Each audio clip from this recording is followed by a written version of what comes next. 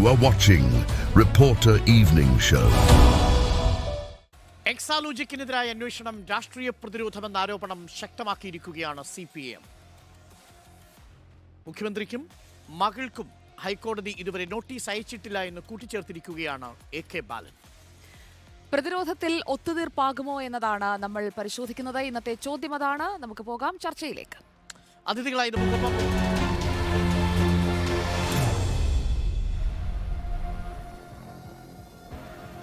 നമുക്കൊപ്പം മാധ്യമപ്രവർത്തകൻ N. ശ്രീകുമാർ, ഇടതു നിരീക്ഷകൻ റെജി ലൂക്കോസ്, BJP പ്രതിനിധീകരിച്ച് വിനീത ഹരിഹരൻ എന്നിവർ ചേരും. നമുക്ക് റെജി ലൂക്കോസിൽ നിന്ന് ആരംഭിക്കാമെന്ന് തോന്നുന്നു. നോക്കൂ ശ്രീ റെജി ലൂക്കോസ്, ഈ മാസപ്പടി വിവാദം ഒരു നിർണായക ഘട്ടത്തിലേക്കാണ് ഇപ്പോൾ പ്രവേശിച്ചിരിക്കുന്നത്. നോക്കൂ, നേരത്തെ ഇൻട്രീം സെറ്റിൽമെൻറ്റ് ബോർഡിൻ്റെ നിരീക്ഷണങ്ങൾ വരുമ്പോൾ അതിനെ CPM പ്രതിരോധിച്ചിരുന്നത് വീണയ്ക്ക് വേണ്ടത്ര അവസരം കിട്ടിയിരുന്നില്ല, വീണയുടെ വേർഷൻ കേട്ടിട്ടില്ല എന്നൊക്കെയായിരുന്നു. എന്നാൽ ഇപ്പോൾ നോക്കൂ, ROCയുടെ കണ്ടെത്തലുകൾ അതീവ ഗുരുതരമായ ചില കാര്യങ്ങളാണ് പുറത്തേക്ക് കൊണ്ടുവന്നിരിക്കുന്നത്. ഒന്ന്, വളരെ എന്താണ് പറയുക, കോർപ്പറേറ്റ് ഫ്രോഡ് എന്ന് വിശേഷിപ്പിക്കാവുന്ന രീതിയിൽ വലിയ ക്രമക്കേടുകൾ വീണ വിജയൻ്റെ കമ്പനിയായ എക്സാലോജിക്ക് നടത്തിയിരിക്കുന്നു എന്നാണ് പറഞ്ഞിരിക്കുന്നത്. അവർ ഒരു തരത്തിലുള്ള ഈ രേഖയുടെ വിശദാംശങ്ങൾ നൽകിയിട്ടില്ല, എന്ത് സേവനങ്ങൾ നൽകി എന്ന ചോദ്യത്തിനൊന്നും മറുപടി നൽകിയിട്ടില്ല എന്ന് മാത്രവുമല്ല, കമ്പനി മരവിപ്പിക്കുന്നതുമായി ബന്ധപ്പെട്ട് തെറ്റായ സത്യവാങ്മൂലങ്ങൾ നൽകിയെന്ന് കൂടി ROC പറയുന്നു. ഇവിടെ പിഴശിക്ഷ പോരാ, പ്രോസിക്യൂട്ട് ചെയ്യണം എന്നാണ് ROCയുടെ ശുപാർശ. നോക്കൂ, ഈ ഒരു വലിയ പ്രതിസന്ധിയെ കേവലം രാഷ്ട്രീയ പകപോക്കലാണ് എന്ന രണ്ട് വാക്കുകൾ കൊണ്ട് പ്രതിരോധിക്കാനും മറികടക്കാനും CPMന് കഴിയുമോ? ശ്രീ റെജി ലൂക്കോസ്. അല്ല, CPMനെ സംബന്ധിച്ചോളം ഈ കേസിൻ്റെ നാൾവഴിയിലൂടെ നമ്മളൊന്ന് പിന്നോട്ട് പോയാൽ പാർട്ടിയെ സംബന്ധിച്ചോളം ഇത് വളരെ ക്ലിയർ കട്ടായിട്ടുള്ള കാര്യമാണ്. എന്താ, ഒന്ന്, 2 കോടതികൾ ഈ കേസ് എഴുതി തള്ളി. നമുക്കറിയാം 2 കോടതികൾ, അത് ഒന്ന് ഹൈക്കോടതിയാണ്. ഇത് കേസെടുക്കാൻ പോലുള്ള മൂവാറ്റുപുഴ വിജിലൻസ് കോടതിയാണ് തള്ളിയത്. ഹൈക്കോടതിയിൽ ആ കേസുണ്ട് ഇപ്പോഴും. അല്ല, അത് രണ്ടാമത് കൊടുത്ത കേസ് കണ്ടിന്യൂ ചെയ്തു. ഞാൻ ആ തർക്കത്തിലേക്ക് പോകുന്നില്ല. ഇവിടെ വിഷയം എന്താ, ഇവിടെ ഇപ്പോൾ തെരഞ്ഞെടുപ്പ് വരുന്നു. നമുക്കറിയാം 2021 നിയമസഭാ തെരഞ്ഞെടുപ്പിന് മുമ്പായിട്ട് കേരളത്തിൽ 5 ഏജൻസികൾ ഇപ്പോൾ പിണറായി വിജയനെ അറസ്റ്റ് ചെയ്യും, പിണറായി വിജയൻ്റെ ഓഫീസ് റെയ്ഡ് ചെയ്യും, പല രീതിയിലുള്ള കഥകൾ. നമ്മൾ അതിലേക്ക് പോകാനുള്ള സമയമില്ല, അതിലേക്ക് പോകുന്നില്ല. അതെല്ലാം ആയിട്ട് കേരളത്തിലെ പൊതുസമൂഹത്തിനെ വട്ടം കറക്കിക്കൊണ്ട് കബളിപ്പിച്ചുകൊണ്ട് ഈ ഏജൻസികളെല്ലാം കേരളത്തിലൂടെ നടന്നു ചേർത്ത് നമുക്ക് വളരെ വ്യക്തമായിട്ടറിയാം. ഡോക്ടർ അരുണും അറിയാം, ബഹുമാനപ്പെട്ട ഉണ്ണിസാറിനും അറിയാം. അപ്പോൾ തീർച്ചയായിട്ടും ആ രീതിയിലുള്ള അതിൻ്റെ ഒരു റിപ്പീറ്റേഷൻ വീണ വിജയൻ്റെ പേരിൽ ചാർത്തിക്കൊണ്ട് മുഖ്യമന്ത്രിയുടെ മകളെ ഈ രീതിയിൽ, അതായത് ഈ കാശ് വാങ്ങിച്ച് കള്ളപ്പണമായിട്ട് വാങ്ങിയെന്ന് പറയുന്ന ആളുകളിൽ പലരും അത് സമ്മതിച്ചു കഴിഞ്ഞു. അതേസമയം വീണ വിജയൻ കള്ളപ്പണമായിട്ടല്ല വാങ്ങിയിരിക്കുന്നത്, ത്രൂ ബാങ്കാണ്, അതിനകത്ത് ഒരു അക്കൗണ്ടബിലിറ്റി ഉണ്ട്. അത് തന്നെയല്ല, നേരത്തെ പറഞ്ഞ പോലെ തന്നെ ആ ഇൻകം ടാക്സിൻ്റെ സെറ്റിൽമെൻറ്റ് കഴിഞ്ഞു, 1 day സെറ്റിൽമെൻറ്റ് കഴിഞ്ഞ് ആ പണം കൃത്യമായ രീതിയിൽ കൊടുത്തു, അത് സേവനം ചെയ്തതിന് പ്രതിഫലമാണെന്നുള്ളതെന്ന് പറയുകയും ചെയ്തു. അപ്പോൾ ഇപ്പോൾ തെരഞ്ഞെടുപ്പിനെ മുന്നിൽ കണ്ടുകൊണ്ടുള്ള ഒരു നാടകമാണെന്നുള്ള കാര്യത്തിൽ യാതൊരു തർക്കമില്ല. അതുകൊണ്ടാണ് ഞാൻ പറഞ്ഞത് തെരഞ്ഞെടുപ്പിനെ മുൻനിർത്തിയുള്ള നാടകം എന്നുള്ള വാദത്തിന്റെ ആ പറയുന്ന ഭാഗത്തിന്റെയൊക്കെ കാലം കഴിഞ്ഞില്ലേ? കാരണം ROC ചോദിക്കുമ്പോൾ എന്താണ് കരാർ, എങ്ങനെയുള്ള സേവനമാണ് നൽകിയത്, അതിന് രണ്ടിനും മറുപടി കൊടുക്കാൻ നേരത്തെ ഇന്ററിം സെറ്റിൽമെന്റ് ബോർഡ് അവസരം കൊടുത്തില്ല എന്നല്ലേ CPM പറഞ്ഞുകൊണ്ടിരുന്നത്. ഇവിടെ ഇപ്പോൾ ROC അവസരം കൊടുത്തു, പക്ഷേ മറുപടിയില്ല. അതിനുള്ള താങ്കളുടെ മറുപടി കൂടി. അല്ല, തീർച്ചയായിട്ടും അതിപ്പോൾ അന്വേഷണം വരുമല്ലോ, അവർ അന്വേഷിക്കട്ടെ. അന്വേഷിച്ചതിന് ശേഷം അങ്ങനെ ഒരു മറുപടിക്ക് അനിവാര്യത ഉണ്ടായെങ്കിൽ അവർ നടപടി സ്വീകരിക്കട്ടെ. പക്ഷേ ഞങ്ങൾ ഉയർത്തുന്ന ആരോപണം എന്ന് പറയുന്നത് വളരെ ക്ലിയർ കട്ടറാണ്. കൃത്യമായ രീതിയിൽ തെരഞ്ഞെടുപ്പിനെ മുന്നിൽ കണ്ടുകൊണ്ടുള്ള ഒരു വിരട്ടലാണ്. ഇതിൻ്റെ പിന്നിൽ CPM പതർത്തില്ല, യാതൊരു തർക്കവുമില്ല. നമ്മുടെ മുമ്പിൽ എത്രയോ ചരിത്രങ്ങൾ നമ്മുടെ മുമ്പിലുണ്ട്. റഫാൽ അഴിമതി കേസിനെ കുറിച്ച് നമുക്കറിയാം. 55,000 കോടി രൂപയാണ് വെട്ടിപ്പ് നടന്നത്. അവസാനം ഒരു കോടതി വിധിയുടെ പേരിൽ അക്ഷരം പോലും മിണ്ടാൻ മേലെന്നുള്ള രീതിയിലുള്ള വ്യാഖ്യാനത്തിൽ ഇപ്പോൾ അതിനെക്കുറിച്ച് സംസാരിക്കാൻ പറ്റത്തില്ല. കൽക്കട്ട ബേസ്ഡ് ആയിട്ടുള്ള ഒരു കൽക്കരി കമ്പനി 50,000 കോടി രൂപ ബീഹാറിൽ കൽക്കരി തട്ടിപ്പ് നടത്തിയതിനെക്കുറിച്ച് CAG തന്നെ സൂചിപ്പിച്ചിട്ട് പോലും കേന്ദ്ര സർക്കാരിൻ്റെ ഭാഗത്ത് യാതൊരു വിധത്തിലുള്ള അന്വേഷണങ്ങളോ അല്ലെങ്കിൽ ഏതെങ്കിലും രീതിയിലുള്ള എക്സ്പ്ലനേഷൻ വന്നിട്ടില്ല. അദാനിയെ സംബന്ധിച്ചോളം 20,000 കോടി രൂപ ഇന്ത്യയുടെ ജനങ്ങളുടെ നികുതി പണം എടുത്ത് കൊടുത്തിട്ട് ആ പണം എങ്ങനെ കൊടുത്തു, എന്തിനു കൊടുത്തു എന്നതിനെക്കുറിച്ച് പാർലമെൻറ്റിൽ കേരളത്തിൽ നിന്നുള്ള MP-മാർ സഹിതം ആവശ്യപ്പെട്ടിട്ടും ഒരു മറുപടിയും തന്നിട്ടില്ല. അങ്ങനെ ഒരു രാജ്യത്ത് ഇവിടെ തീർച്ചയായിട്ടും അവരുടെ കണ്ണിലെ കരടായിട്ടുള്ള CPM ഭരണത്തിനെതിരെ ഏതെങ്കിലും രീതിയിലുള്ള വേട്ടയാട് നടത്താൻ വേണ്ടിയിട്ടുള്ള ശ്രമം നടത്തുന്നു. അതിൻ്റെ പേരിലാണ് ഇപ്പോൾ ഈ പറയുന്ന കമ്പനികാര്യ വകുപ്പ് 3 അംഗ കമ്മീഷനെ നിയമിച്ചുകൊണ്ട് അന്വേഷണത്തിലേക്ക് പോയിരിക്കുന്നത്. അതിൻ്റെ മുമ്പിൽ പതറയല പാർട്ടി എന്നുള്ള കാര്യത്തിൽ നിങ്ങൾ യാതൊരു സംശയവും വിചാരിക്കേണ്ട. നിയമപരമായ രീതിയിലുള്ള എന്തെങ്കിലും നടപടി സ്വീകരിക്കേണ്ട സുസ്വാഗതം. ഇത് നേരത്തെ തന്നെ പറഞ്ഞിട്ടുണ്ടല്ലോ. മുഖ്യമന്ത്രി അദ്ദേഹത്തിൻ്റെ മാത്യു കുഴൽനാടൻ ഈ ആരോപണം ഏറ്റെടുത്തുകൊണ്ട് കേരളത്തിലെ ഒരു പ്രമുഖ ചാനൽ പുതുപ്പള്ളി തെരഞ്ഞെടുപ്പിനെ മുന്നിൽ നിർത്തിക്കൊണ്ട് നടത്തിയ ഈ വെളിപ്പെടുത്തലിൻ്റെ കഴിഞ്ഞിട്ടുള്ള നിയമസഭാ സമ്മേളനത്തിൽ കുഴൽനാടൻ്റെ ആരോപണത്തിന് കൃത്യമായ രീതിയിൽ കേരളത്തിൻ്റെ മുഖ്യമന്ത്രി മറുപടി പറഞ്ഞു. എൻ്റെ മകൾ വ്യവസ്ഥാപിതമായ രീതിയിലുള്ള ഒരു ബിസിനസ് നടത്തുന്നു, അത് വളരെ ട്രാൻസ്പെറൻ്റ് ആയിട്ട് തന്നെ പണം കൈപ്പറ്റുന്നു, ബാങ്കിലൂടെ ഇന്ത്യയിലെ റിസർവ് ബാങ്ക് അംഗീകൃതമായ ബാങ്കിലൂടെ പണം കൈപ്പറ്റുന്നു, ഇൻകം ടാക്സും മറ്റു കാര്യങ്ങളും സെറ്റിൽ ചെയ്ത് കഴിഞ്ഞിരിക്കുന്നു.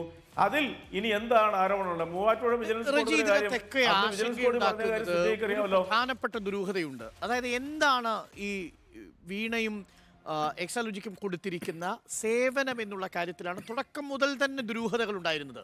ഇപ്പോൾ ഈ രജിസ്ട്രാർ ഓഫ് കമ്പനീസ് ബാംഗ്ലൂരും പറയുന്നത് ആ ഇടപാടിനെ കുറിച്ചാണ്. ആ ഇടപാടിൽ സേവനം എന്താണെന്ന് വിശദീകരിക്കാൻ, തൃപ്തികരമായി വിശദീകരിക്കാൻ വീണയ്ക്ക് സാധിച്ചിട്ടില്ല, എക്സാലോജിക്കിന് സാധിച്ചിട്ടില്ല, CMRLന് സാധിച്ചിട്ടില്ല.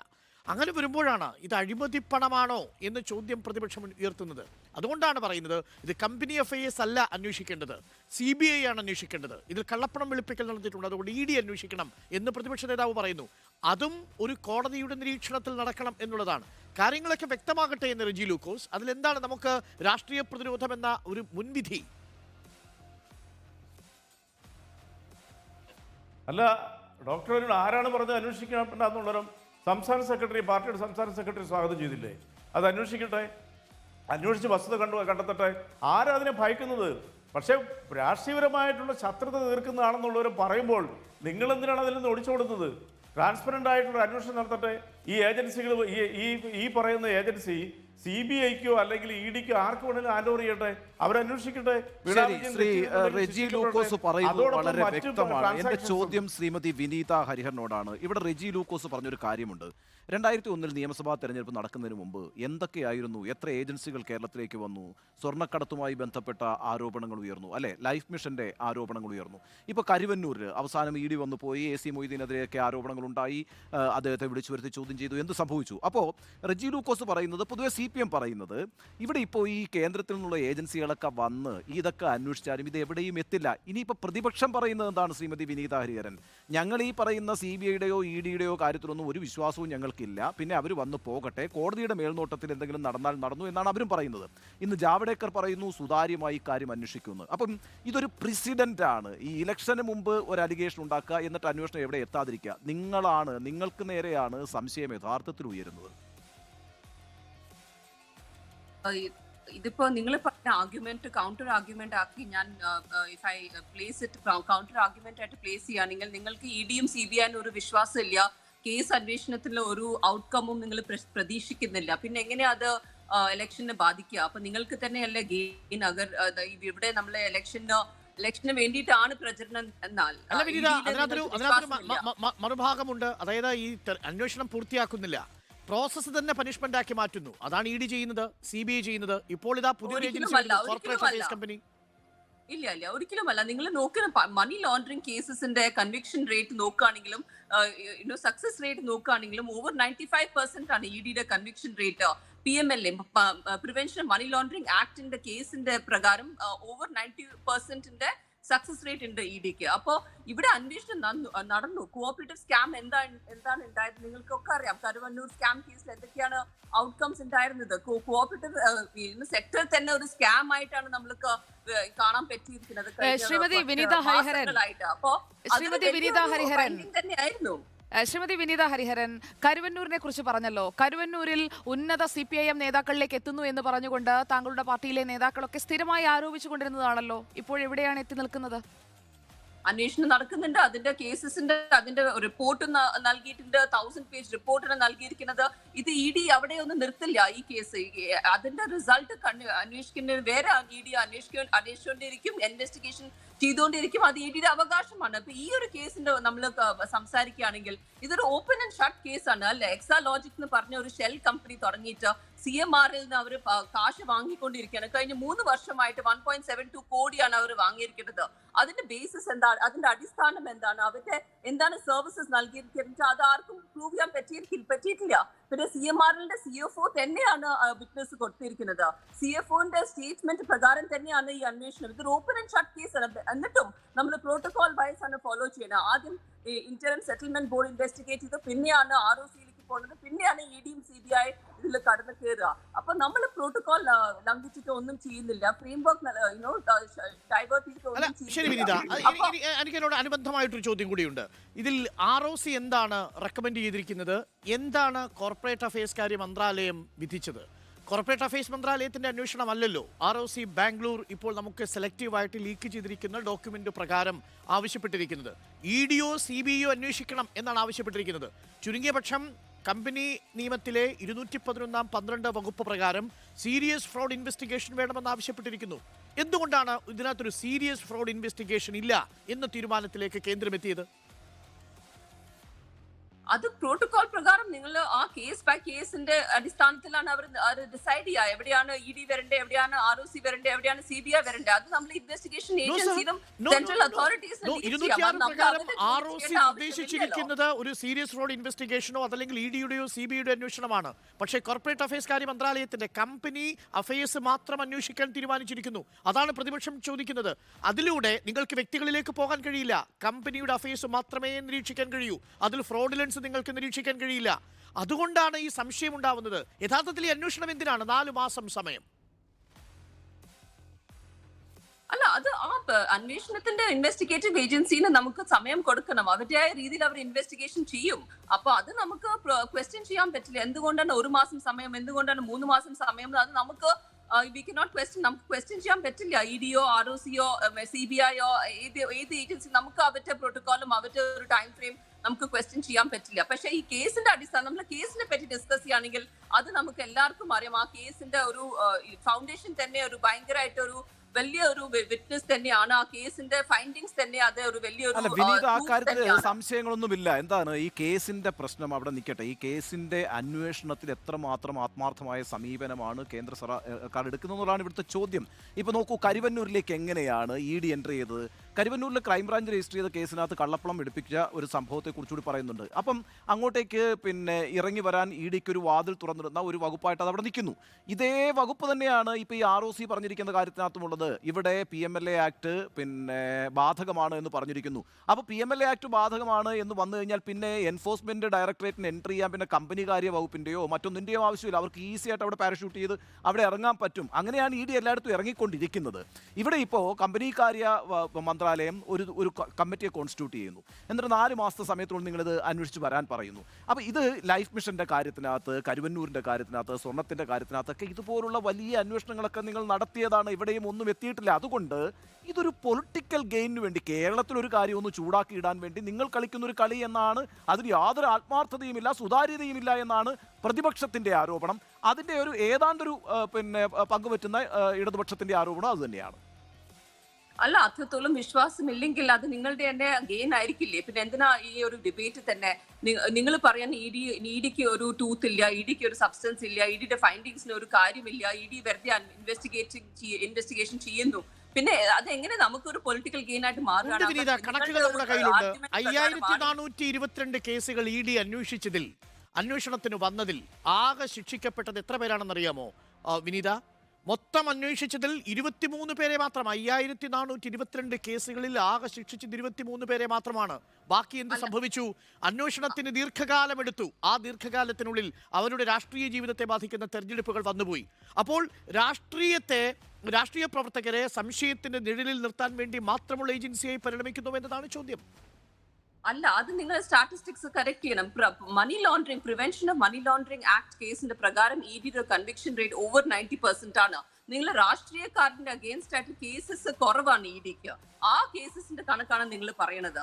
അപ്പൊ ഈ ഒരു മണി ലോണ്ടറിംഗ് കേസിൽ എപ്പോഴും EDക്ക് കൺവിക്ഷൻ റേറ്റ് ഹൈ തന്നെയാണ്. പിന്നെ നിങ്ങൾ പറയുമ്പോൾ ഇപ്പൊ പ്രോ BJP സ്റ്റേറ്റ്സിലും പ്രോ BJPയിലെ ഇൻവെസ്റ്റിഗേഷൻ ഒന്നും നമ്മൾ നടത്തുന്നില്ല എന്ന്.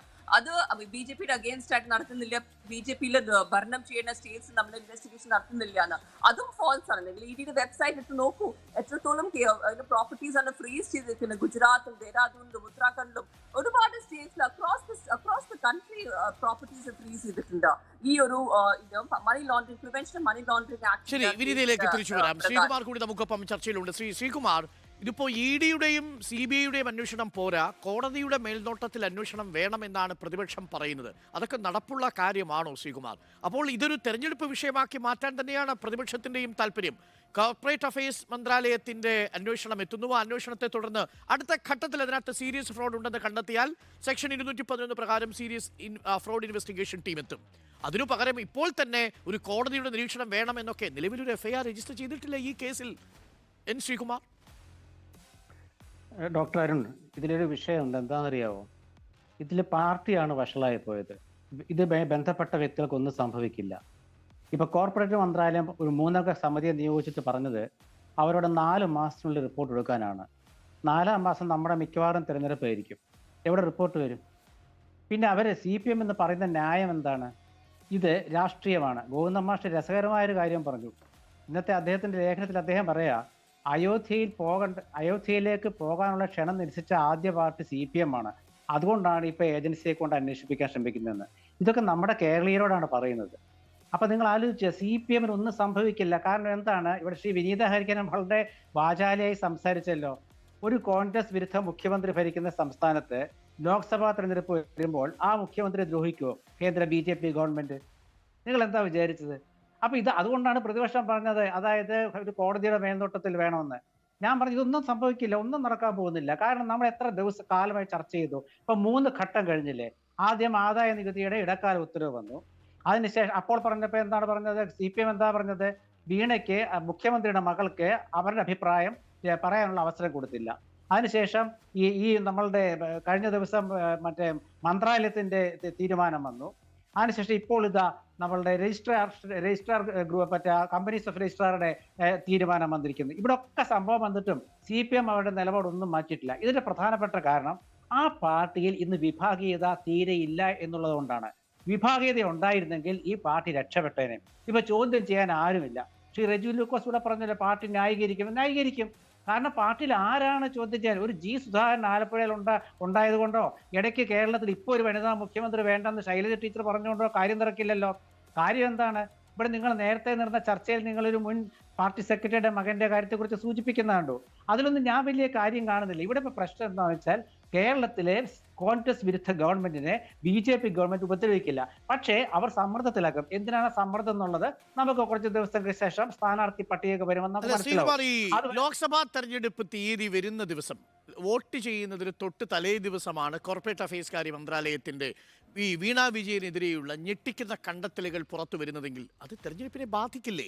അതല്ലേ ഈ സ്ട്രാറ്റജി? അത് മനസ്സിലാക്കാൻ ഇത്ര ബുദ്ധിമുട്ടുണ്ടോ പ്രതിപക്ഷത്തിന്?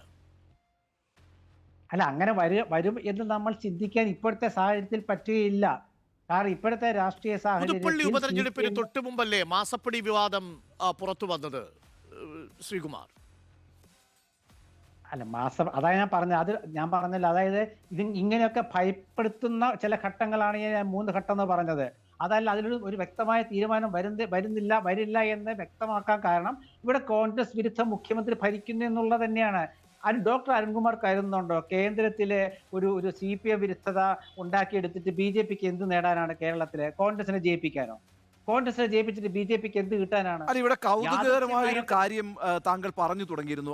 അത് ഒന്ന് വിശദമാക്കിയാൽ കൊള്ളാം. അതായത് ഇപ്പോൾ ഈ ഇതൊരു സമ്മർദ്ദമാണ്, അതിന്റെ പിന്നിലൊരു തന്ത്രമുണ്ട്. എന്താണ് ആ തന്ത്രം? കോൺഗ്രസിന്റെ പട്ടിക, CPMന്റെ ഇടതുപക്ഷത്തിന്റെ പട്ടിക, സ്ഥാനാർത്ഥി പട്ടിക പുറത്തു വരുമ്പോൾ അതറിയാൻ കഴിയുമെന്നാണ് താങ്കൾ പറഞ്ഞത്. എന്താണ് താങ്കൾ അതുകൊണ്ട് ഉദ്ദേശിക്കുന്നത്? BJP കേരളത്തിൽ 6 ലോക്സഭാ മണ്ഡലങ്ങളിൽ ശ്രദ്ധ കേന്ദ്രീകരിക്കാൻ തീരുമാനിച്ചിട്ടുണ്ട്. ഈ 6 മണ്ഡലങ്ങളിലും അവർ BJPക്ക് ജയിക്കുക എന്നുള്ള ഉദ്ദേശമൊന്നും അവർക്കുണ്ടാവില്ല. പക്ഷേ 6 മണ്ഡലങ്ങളിലും കോൺഗ്രസ് എന്തായാലും തോറ്റേ പറ്റുള്ളൂ. അപ്പോൾ അവർ തിരഞ്ഞെടുക്കുന്ന 6 മണ്ഡലങ്ങൾ ഏതായിരിക്കും? അവിടെ CPMന്റെ സ്ഥാനാർത്ഥികൾ ഏതായിരിക്കും? അവിടെ കോൺഗ്രസിന് കിട്ടാവുന്ന വോട്ടുകൾ ഏത് രീതിയിൽ വളഞ്ഞ വഴിക്ക് പോകാം? ഇതൊക്കെയാണ് അതിന്റെ തന്ത്രമെന്ന് ഞാൻ ഉദ്ദേശിച്ചത്.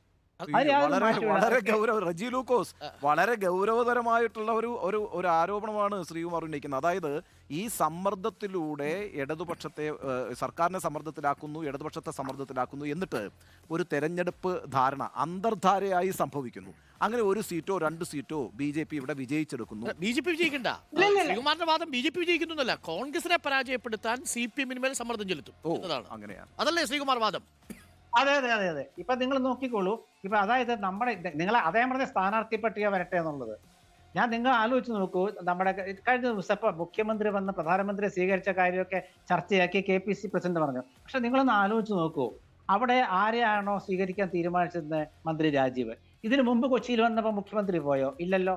അതിന് ശേഷം തൃശ്ശൂർ വരാൻ വേണ്ടി എറണാകുളത്ത് ഇറങ്ങിയപ്പോൾ മുഖ്യമന്ത്രി വന്നോ? ഇല്ലല്ലോ. പക്ഷെ ഇത്തവണ വന്നു. അപ്പൊ അവർ ന്യായം പറയുന്നത് വെച്ചാൽ ഏതൊരു പദ്ധതിയൊക്കെ ഉദ്ഘാടനത്തിന് മുഖ്യമന്ത്രി ഉണ്ടെന്നുള്ള അത് ന്യായം അത് ആയിക്കോട്ടെ, പ്രോട്ടോകോൾ കുഴപ്പമില്ല. ആണ്. ശ്രീ N. ശ്രീകുമാർ, പ്രോട്ടോകോൾ അനുസരിച്ചാണ് മുഖ്യമന്ത്രി അല്ല, ഗവർണറും പ്രോട്ടോകോൾ ഒക്കെ കഴിഞ്ഞ അവിടെ തവണ ഉണ്ടല്ലോ, ഒരു തവണ അല്ലല്ലോ പ്രോട്ടോകോൾ സുജയ.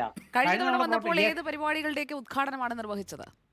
അല്ല, യുവ പരിപാടി ഉദ്ഘാടനം ചെയ്യാൻ വന്നപ്പോ 4006 കോടിയുടെ പ്രധാനമന്ത്രിയല്ലേ പ്രോജക്ട് വരുന്നത്? കേരളത്തിൽ നിന്ന് സമർപ്പിക്കുന്ന പദ്ധതിയല്ലേ അവിടെ നടന്നത്? അതിന് മുഖ്യമന്ത്രി വന്ന് സ്വീകരിക്കുന്നതിൽ അത് എന്താണ് ഞാൻ അല്ല അത് ഞാൻ പറഞ്ഞ സുജയ കേട്ടില്ല. അതായത് അതൊക്കെ ശരി, ഞാൻ പറഞ്ഞത് 2 തവണ മുമ്പ് വന്നു പോയി.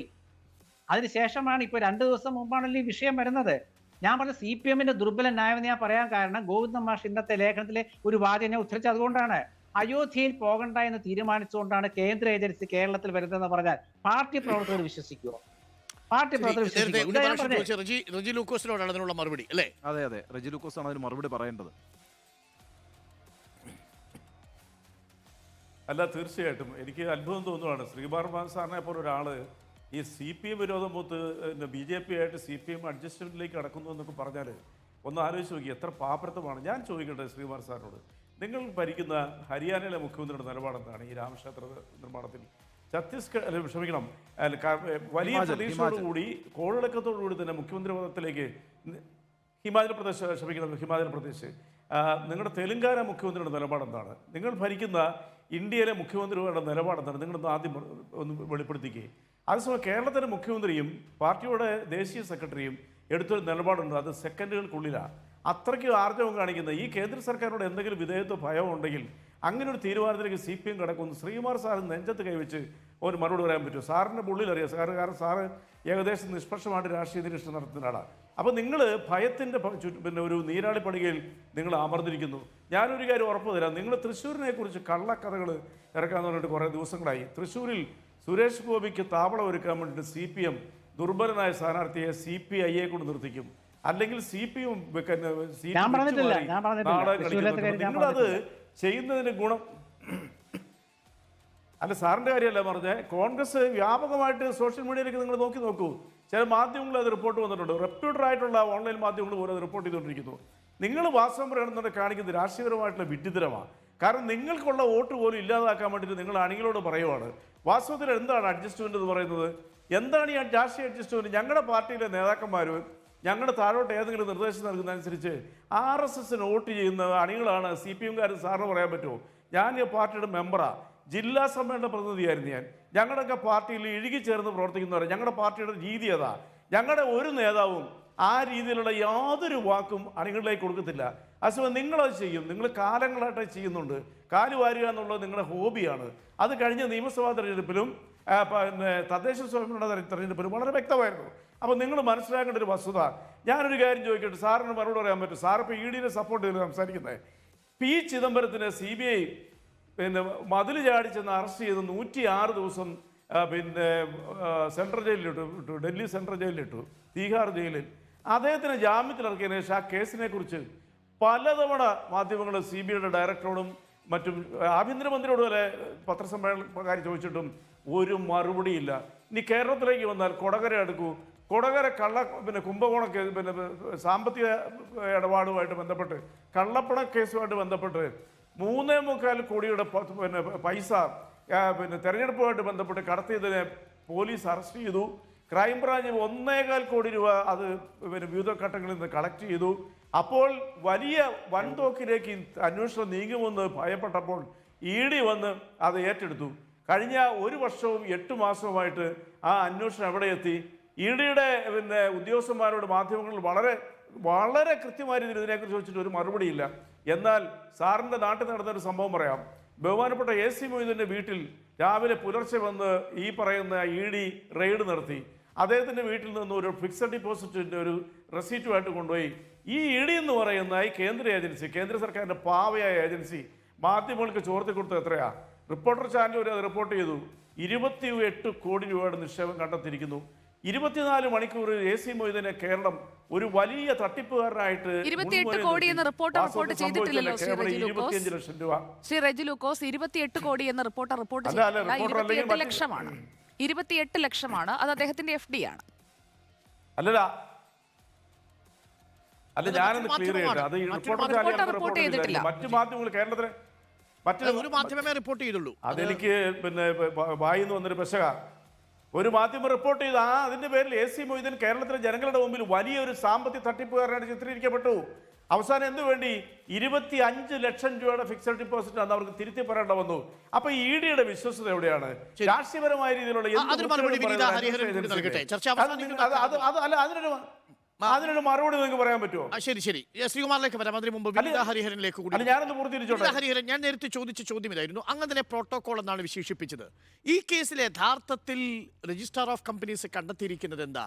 രണ്ട് കമ്പനികൾ തമ്മിൽ നിയമപരമായി നടത്തിയ വ്യവഹാരത്തിന്റെ ഭാഗമായിട്ടുള്ള സേവനത്തെക്കുറിച്ച് എക്സാലോജിക്ക് കൂടുതൽ വെളിപ്പെടുത്തലുകൾ നടത്തിയിട്ടില്ല. അതിലൊരു ഷീറ്റിൽ പറയുന്നുണ്ട് എക്സാലോജിക്ക് ഇതിൽ ഈ കാര്യം ഇവിടെ വെളിപ്പെടുത്തേണ്ടതല്ല എന്ന് പറയുന്ന ഒരു ഭാഗം കൂടി ഉണ്ട് എന്നാണ് ഞാൻ മനസ്സിലാക്കുന്നത്. വിനീത ഹരിഹരൻ റിപ്പോർട്ട് പൂർണ്ണമായി കണ്ടിട്ടില്ലെന്ന് എനിക്കറിയാം. അതായത് ആ കേസിന്റെ അന്വേഷണ വേളയിൽ മറ്റൊരു കേസുമായി ബന്ധപ്പെട്ട എന്തോ ഒരു കാര്യത്തെക്കുറിച്ച് കൂടി പരാമർശിച്ചിട്ടുണ്ട്. അപ്പോൾ ഈ വിഷയം രജിസ്ട്രാർ ഓഫ് കമ്പനീസിന് മുന്നിൽ ഈ സേവനങ്ങൾ ഏതൊക്കെയാണെന്ന് വെളിപ്പെടുത്താനുള്ള അവകാശമോ ബാധ്യതയോ എക്സാലോജിക്കില്ല എന്നാണ് ഞാൻ മനസ്സിലാക്കുന്നത്. അതന്വേഷിച്ചിരിക്കുന്നത് പ്രാഥമികമായ രേഖകൾ മാത്രമാണ്. ആ പ്രാഥമികമായ രേഖകളിൽ നിന്നാണ് രജിസ്ട്രാർ ഓഫ് കമ്പനീസ് EDയും CBIയുടെയും അന്വേഷണം ആവശ്യപ്പെടുന്നത്. പക്ഷേ കേന്ദ്ര കമ്പനി അഫയേഴ്സ് പറയുന്നത് അങ്ങനെ EDയും CBIയും വരണ്ട, കോർപ്പറേറ്റ് അഫയേഴ്സ് കാര്യ മന്ത്രാലയം അന്വേഷിച്ചാൽ മതി എന്ന് പറഞ്ഞാൽ അതിൻ്റെ അർത്ഥം നിങ്ങൾ ഇമ്മ്യൂണിറ്റി കൊടുക്കുകയാണ് എക്സാലോജിക്കിന്. ഇമ്മ്യൂണിറ്റി കൊടുക്കുന്നില്ലെങ്കിൽ EDയോ CBIയോ വരണം. ഇമ്മ്യൂണിറ്റി കൊടുക്കുകയാണെങ്കിൽ കമ്പനിയുടെ കാര്യം മാത്രം അന്വേഷിക്കുന്ന കോർപ്പറേറ്റ് അഫയേഴ്സ് മന്ത്രാലയം വരണം. രണ്ടാമത്തതാണ് കേന്ദ്ര സർക്കാർ സ്വീകരിച്ചത്. അതാണ് പ്രതിപക്ഷം ചൂണ്ടിക്കാണിക്കുന്നത്. വിനീത ഹരിഹരൻ. ഇല്ല, ഒരിക്കലുമല്ല. ഞാൻ ഇപ്പൊ പറഞ്ഞ പോലെ തന്നെ ഇതൊരു പ്രോട്ടോകോൾ പ്രകാരം തന്നെ പോകണം. ഇതൊരു കമ്പനീസ് തമ്മിൽ നടത്തിയ ഒരു സംഭവമാണ്. KSIDC ഫസ്റ്റ് ഓഫ് ഓൾ പൊതുമേഖലാ സ്ഥാപന KSIDC ഇൻവോൾവ് ആണ്. അത് കഴിഞ്ഞിട്ട് CMRL Cochin minerals, first of all Cochin minerals ന്യൂട്ടാൽ ലിമിറ്റഡ്, അതിൽ KSIDCക്ക് 13.4% സ്റ്റേക്ക് ഉണ്ട്. CMRLന്റെ ചരിത്രം നമുക്കറിയാം. എൻവയറമെന്റൽ ഡാമേജസ് നടത്തിയ കേരളത്തിന്റെ ചരിത്രം നമുക്കറിയാം. പെരിയാർ റിവറിലെ ടോക്സിക് വേസ്റ്റ് ഡംപ് ചെയ്തൊരു കമ്പനിയാണ്. 40 ലക്ഷം മൂലം ആൾക്കാർക്ക് അതിന്റെ ഒരു ഡാമേജസ് ഉണ്ടായിട്ടുണ്ട്. പെരിയാർ റിവറിൽ ടോക്സിക് വേസ്റ്റ് ഡംപ് ചെയ്ത ഒരു കേസ് CMRL. അതില്ലാണ്ട് തന്നെ ആലപ്പാട് ബീച്ച് ആൻഡ് മിനറൽ ഒറ്റ സംശയം, ഈ എറണാകുളം ROCക്ക് CMRLനെതിരെ നടപടി എടുക്കണമെന്നൊരു ആവശ്യമുണ്ടോ? ഇല്ല, ഞാൻ പറയട്ടെ, CMRL കമ്പനിക്കെതിരെ നടപടി വേണമെന്ന് എറണാകുളം ROC ആവശ്യപ്പെടുന്നില്ല. വൈ? ഈ എൻവയറമെന്റൽ ഡാമേജസ് കവർ ചെയ്യാൻ വേണ്ടിയിട്ടാണ് എക്സാലോജിക്കിന്റെ ROCയുടെ അന്വേഷണ പരിധിയിൽ വരും. കമ്പനി അഫയേഴ്സ് ഏതെങ്കിലും തരത്തിൽ പൊതുനഷ്ടം ഉണ്ടാക്കുന്നുണ്ടെങ്കിൽ സെക്ഷൻ 212 പ്രകാരം പബ്ലിക് ഇൻട്രസ്റ്റിന്റെ പുറത്ത് ഒരു സീരിയസ് ഫ്രോഡ് ഇൻവെസ്റ്റിഗേഷൻ ആവശ്യപ്പെടാം. CMRLനെതിരെ അന്വേഷണം ആവശ്യപ്പെടുന്നില്ല. വൈ? അത് ചെയ്യും. അതിന്റെ ഒരു എവിഡൻസും വിറ്റ്നസും വരുന്നെങ്കിൽ അതും ചെയ്യും. അത് ഒബ്വിയസ്ലി ചെയ്യും. വന്നല്ലോ, ആദ്യ റിപ്പോർട്ടിൽ തന്നെയുണ്ട്. ശ്രീമതി വിനീത ഹരിഹരൻ വന്നില്ല എന്നെങ്ങനെ പറയാൻ കഴിയും? CBIയുടെയും EDയുടെയും അന്വേഷണം നിങ്ങൾ എങ്ങനെയാണ് എക്സാലോജിക്കിൽ മാത്രമായി കേന്ദ്രീകരിക്കുക?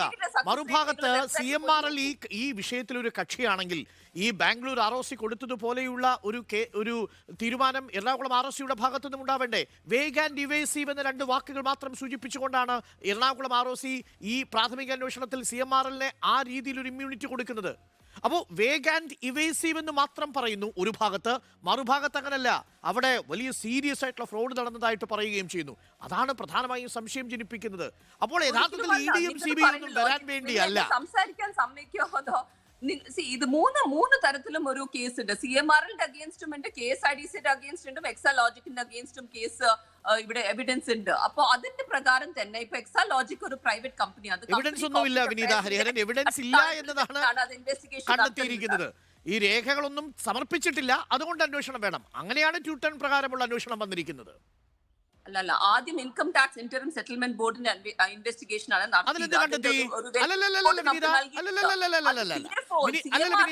ഇൻകം ടാക്സ് ഡിപ്പാർട്ട്മെന്റിന്റെ ഇന്ററിം സെറ്റിൽമെന്റ് ബോർഡ് എന്താ കണ്ടെത്തിയത് എന്താണ്? സംസാരിച്ചാൽ മതി. കണ്ടെത്തിയത് എന്താണ്? CMRLനെ എക്സെപ്റ്റ് ചെയ്തു. CMRLുമായുള്ള കേസ് അവസാനിപ്പിച്ചു. YT ഇല്ല, ഇതിപ്പോ it's gone to the Register of Companies. Register of Companies like it is gone further ahead. They have not exempted any company. ഈ ഒരു ഇൻവെസ്റ്റിഗേഷൻ ROC-ലേക്ക് പോയിട്ടുണ്ട്. ROC എന്നാണ് ഇപ്പൊ ഇതിന്റെ ഇൻവെസ്റ്റിഗേഷന്റെ ബേസിസിലായിരിക്കും ഇനി EDയോ CBIയോ എവിടെയാണ് ഇത് നൽകേണ്ടതെന്ന് വെച്ചാൽ അതിന്റെ ഒരു ഡിസിഷൻ ഉണ്ടാവുക. ഈ ഒരു ഇൻവെസ്റ്റിഗേഷന്റെ ബേസിസിലായിരിക്കും. ഇത് നമുക്ക് സമയം കൊടുക്കണം. നിങ്ങൾ ED വരുത്തുക, നിങ്ങൾ പറയും EDയുടെ ഇൻവെസ്റ്റിഗേഷന് ഒരു ബലമില്ല, ED വെറുതെ ഇൻവെസ്റ്റിഗേറ്റ് ചെയ്യാൻ, വെറുതെ ടോർച്ചർ ചെയ്യാറുണ്ട്. ROC ഇൻവെസ്റ്റിഗേറ്റ് ചെയ്താൽ നിങ്ങൾ പറയും ED വരണമെന്ന്, CBI വന്നാൽ നിങ്ങൾ പറയും ED വരണമെന്ന്. അപ്പൊ എന്തിന്റെ ഇതിനൊരു അന്തമില്ല. അത് നിങ്ങൾ ഇൻവെസ്റ്റിഗേറ്റിംഗ് ഏജൻസിയും ഗവൺമെന്റ് ഏജൻസീസിനും അവരുടെ ജോലി ചെയ്യാൻ നമുക്ക് സമ്മതിക്കണം, കുറച്ച് സമയം കൊടുക്കണം. ഈ ഒരു കേസിന്റെ മനസ്സിലായി, ക്ഷമ വേണം, സമയമെടുക്കും എന്നതാണ് argument. Vineetha Hariharan, thank you Shri Vineetha Hariharan. Reji Lukose, N. Sreekumar ചർച്ചയിൽ നമുക്കൊപ്പം ചേർന്നതിന്. You are watching Reporter Evening Show.